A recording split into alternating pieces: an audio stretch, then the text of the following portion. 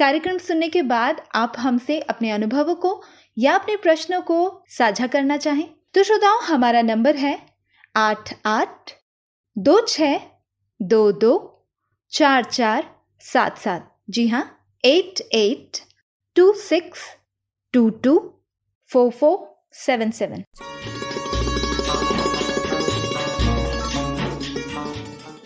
किसी भी रिश्ते में विश्वास होना कितना ज़रूरी होता है ये सभी हम जानते हैं। आजकल के रिश्ते ये देखकर हम समझ पा रहे हैं कि रिश्ते किस तरह से निभाए जा रहे हैं। आजकल के अखबारों में, न्यूज़ चैनल में या तो शादी बिखरने की खबरें बहुत ज़्यादा आती हैं, या तो पति पत्नी को धोखा देता है या फिर पत्नी पति को धोखा देती है। चाहे हम सीमा हैदर की बात करें या फिर अंजू की, सभी मामलों में अखबार और न्यूज़ चैनल इसी बातों से भरे हुए हैं। पर एक आम आदमी के लिए उसका परिवार और रिश्ते कितने कीमती होते हैं ये बात हम सभी जानते हैं। पर ये सभी खबरें आम आदमी के जीवन पे क्या असर डालती है ये भी हम अच्छे से जानते हैं। आइए इसी पर आधारित एक नाटक सुनते हैं।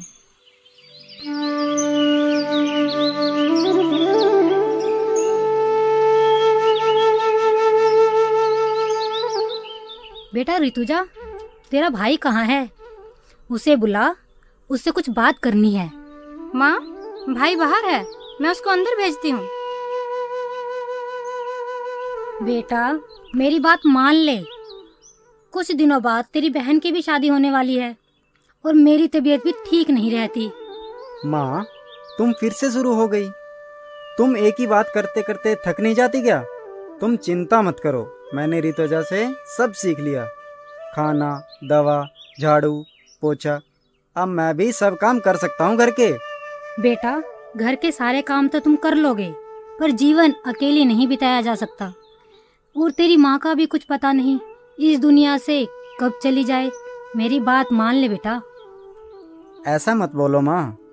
चलो ठीक है, मैं शादी के लिए तैयार हूँ, आप कोई लड़की देख लो। क्या माँ, भाई शादी के लिए मान गए हैं?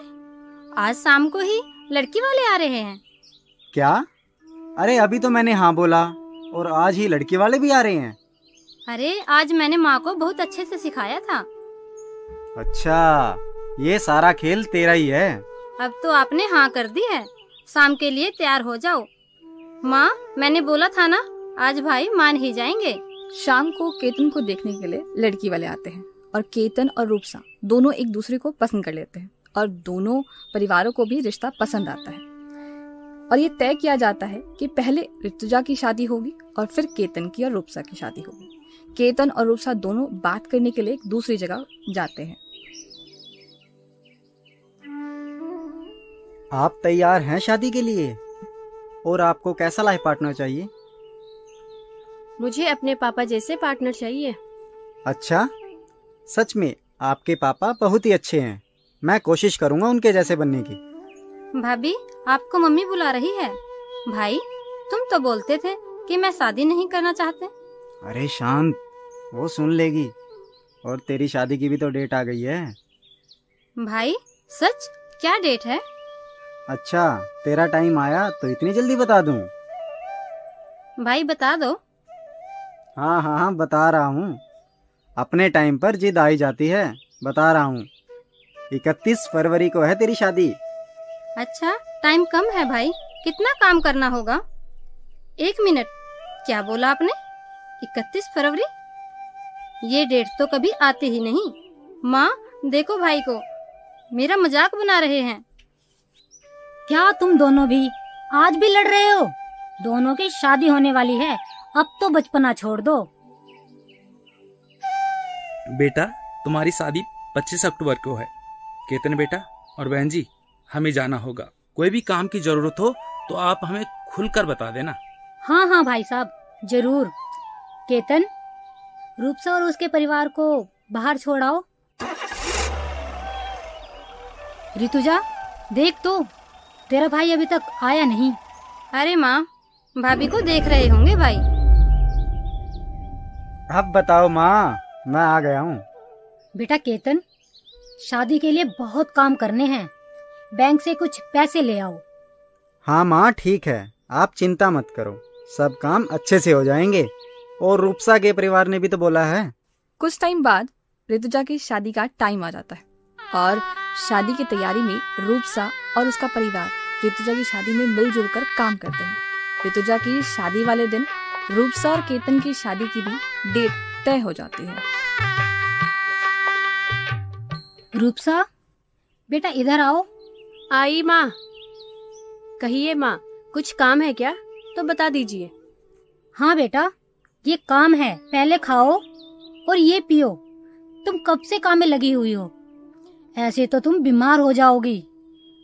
और आज तो तुम्हारी शादी की डेट आई है। माँ, बस एक काम रह गया है, वो कर लूँ, फिर खा लेती हूँ। लगता है तुम खाना बाद में खाओगी, पहले मेरी डांट खाओगी। चुपचाप खाना खाओ पहले, फिर करना जो कर रही हो। केतन बेटा, अब तुम ही बोलो, खाने के लिए शायद तुम्हारी बात मान ले। सुनो जी, माँ सही कह रही है, पहले खाना खा लीजिए। भाभी जी, अब तो खाना ही होगा। माँ ने भी बोल दिया और आपके सुनो जी ने भी। ठीक है, मैं खा लेती हूँ। अरे वाह, हम तब से बोल रहे थे तो मानी नहीं, और केतन के बोलने से फटाफट खा लिया। क्या पापा, आप भी शुरू हो गए? ऋतुजा बेटा, गाड़ी आने वाली है, तुम भी तैयार हो जाओ, फिर विदाई भी होनी है। जी अंकल जी। भाभी, खाना खा लिया आपने? चलें, आप बहुत अच्छी हैं। मैं जा रही हूँ। इस घर को संभालने से पहले आपको खुद को संभालना होगा, तभी आप घर को और माँ भाई दोनों को संभाल पाएंगे। आप यहाँ हैं तभी मुझे यहाँ की चिंता नहीं होगी। ये सारी बातें मैं दिल से बोल रही हूँ। दीदी, आप चिंता मत करो, आप एक नई दुनिया बसाने जा रही हो, उस पर ध्यान दो। मैं यहाँ सब संभाल लूंगी, आपको निराश नहीं करूंगी। भाभी रुको, कुछ और भी बोलना है। मैं एक लड़की हूँ और एक लड़की के शादी के बाद क्या क्या सपने होते हैं, आप खुद का भी और ज्यादा ध्यान रखना। दीदी, आपकी बात सुनकर आंखें भर आई हैं।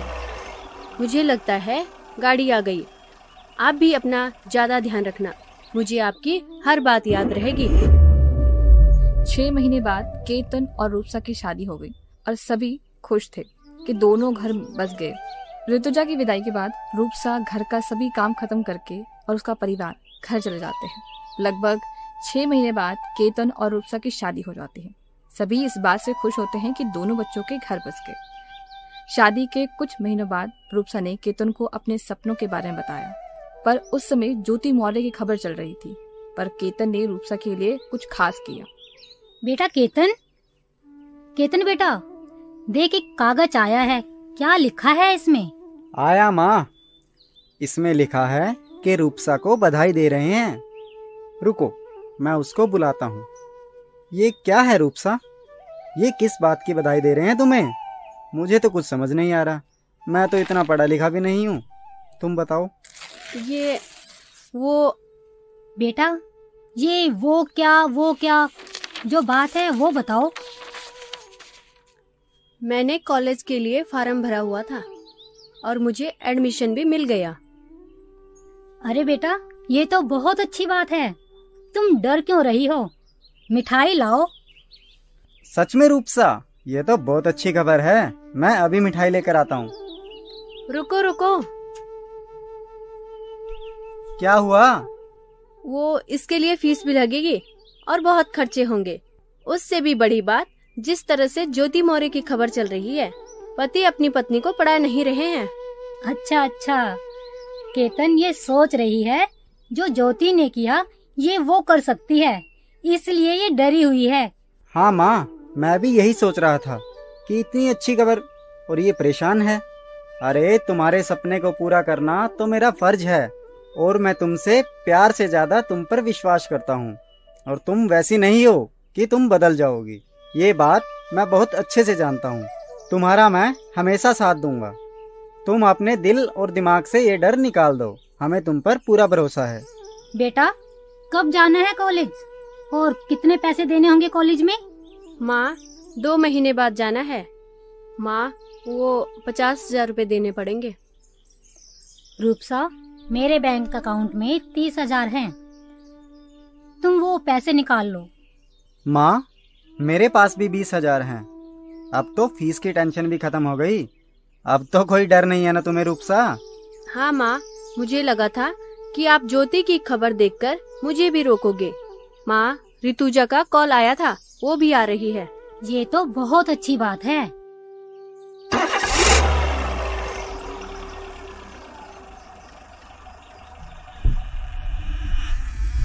माँ जी नमस्ते।